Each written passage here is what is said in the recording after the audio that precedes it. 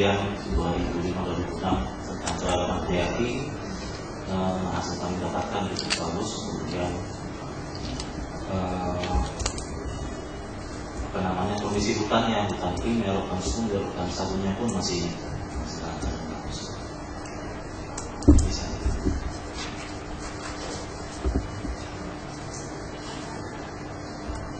Baik, profil Kabupaten Merauke dan Kabupaten Jayapura dan bersama dan kegiatan dari KPM Papua.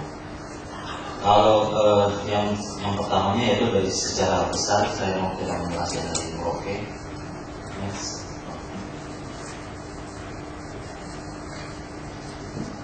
Gambaran umum Kabupaten Merauke mungkin yang dari Papua sudah paham, sudah paham, tidak usah menjelaskan seperti yang dari luar. Karena waktunya sangat terbatas, saya juga mempercepat. Merauke dulunya sebelum terpecah, luas wilayahnya itu dia ada Kabupaten Bibur, kemudian Maki, Asmat, dan Kabupaten Merauke sendiri. Topografi daripada Kabupaten Merauke secara keseluruhan itu memang kalau kita kesana itu banyak sekali umumnya pun dia datar, kemudian berawan di sepanjang pantai yang tingginya 0-3%. Data-datanya ada tersebut di bawah KPKB-nya. Yang wilayah Timur Martaba Kulit 0-3, kemudian 3-8%. Merauke kanan miring jadi Sota, kemudian 8-12%. Martaba Kulit mungkin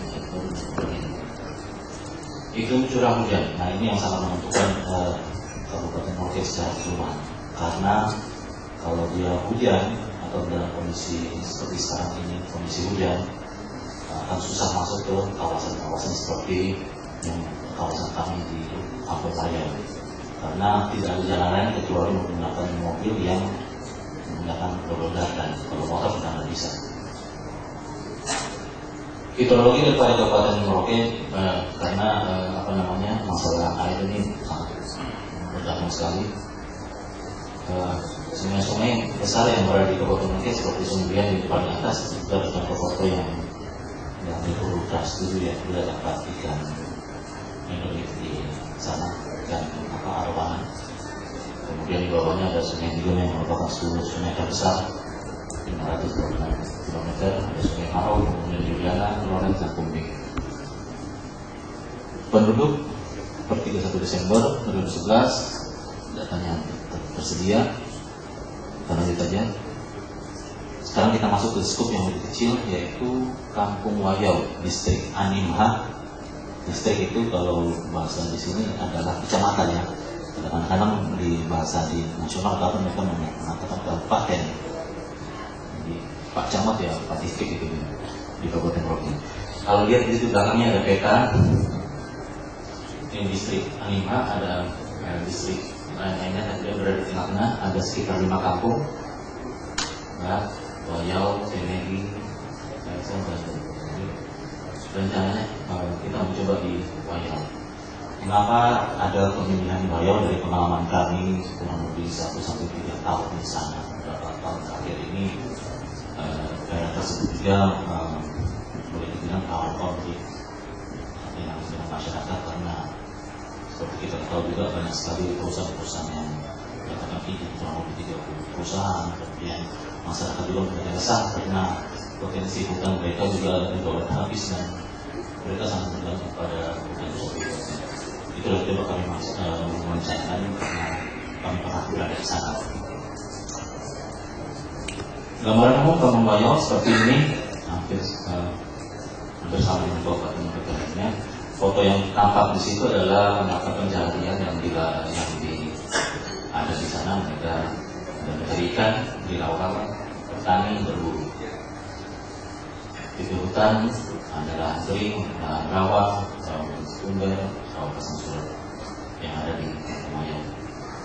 Ini aktivitasnya dan gambar disampaikan sekilas tentang di Wayau. Kemudian ini yang menjadi rencana kami, rencana kegiatan kami, melakukan verifikasi monitoring pemanfaatan lahan. Ada 2, yaitu yang pertama mencoba berdasarkan tata ruang pemanfaatan tradisional pada wilayah pemungutan dan pemanfaatan adat, di mana coba kita melakukan pemanfaatan lahan secara tradisional Yang berikutnya membuat kesepakatan pada tingkat masyarakat adat terkait dengan area-area penting masyarakat yang memanfaatkan berbagi kepentingan dengan masyarakat itu sendiri. Kesepakatan itu yang mungkin kita buat dalam peraturan kampung. Aturan kampung tentang pembangunan lahan ditindaklanjuti dan legislatif dan eksekutif dan disetujui untuk tata ruang pemakaran tradisional. Kemudian berikutnya melakukan sosialisasi tata ruang tradisional ke berbagai pihak. Dan yang terakhir itu mencoba membentuk sebuah pokja yang mungkin lebih spesifik, yaitu pembangunan rendah emisi yang berbasis lahan. Yang kedua adalah berdasarkan target rencana pemanfaatan wilayah yang disiapkan dan dirinya oleh pemerintah itu sendiri yang beserta.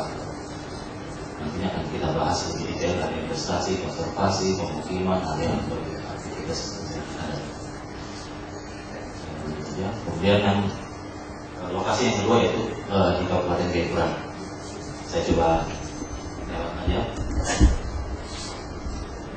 Ini ada beberapa wilayah pembangunan di Kabupaten Jayapura. Pembangunan 1, 2, 3, 4. Saya lewat lagi. Jenis pengamatan lahannya ada hutan yang terbesar, hutan 1 juta lebih, kemudian pertambangan rakyat, luas lahan, lahan 1 lahan pertanian, areal kolam dan tambak, kemudian tipe lahan. Kalau yang gambar di belakang itu yang pemandangan di mendekati ke Wambenanya, ya. Posisi terakhir di SMK ya, Suara Kejuruan yang kita masih bisa dapat sinyal, tapi setelah turun sampai ke kampung Wamena sinyalnya sudah hilang. Ini pemandangannya yang cukup bagus.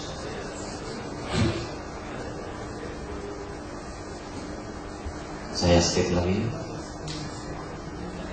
Nanti bisa ditanya jawab. Saya skip lagi. Sumber daya dan lingkungan hidup, pelestarian, ada kegiatan-kegiatan yang sudah dilakukan pemerintah di tahun 2006, kemudian kelanjutannya menggunakan pemeliharaan tanaman 4.000 bibit jati di 5.000 hektar di kawasan Kecamatan Cikor. Penduduknya seperti yang tampil. Sekarang kita masuk yang lebih spesifik, yaitu Kampung Wambena di distrik Bupapre, Kabupaten Jayapura. Mungkin kalau dari Jayapura mungkin hampir 2,5 sampai 3 jam ya kalau perjalanan yang agak bagus, 3 jam. Gambaran umum seperti demikian. Hutannya juga kalau kita lihat masih alami, karena itulah yang menjadi pemilihan kami. Berdasarkan beberapa tahun yang lalu ada hutan sumbernya, hutan pingan, ada hutan sagu, semak. Dengan luas kampung memang kita belum mendapatkan data yang pasti, tapi nanti kita berkoordinasi terus dengan pihak setempat. Di bawah itu ada foto-foto beberapa hari terakhir kita ke sana, terakhir mungkin kita ambil beberapa foto kawasan, ada hutan sagu, terus sedikit hutan kemudian hutan pinggir. Rencananya sebenarnya sama saja dengan yang pertama di Merauke. Jadi berdasarkan data uang dengan bersama masyarakat kita coba ini yang pada akhirnya membentukkan pokja. Kemudian yang kedua kerjasama dengan bersama Pemda, di mana nantinya kita berharap dengan Pemda dan masyarakat nantinya kita bisa berjalan bersama-sama. Saya rasa dari sekian Pak, mungkin bisa. Terima kasih.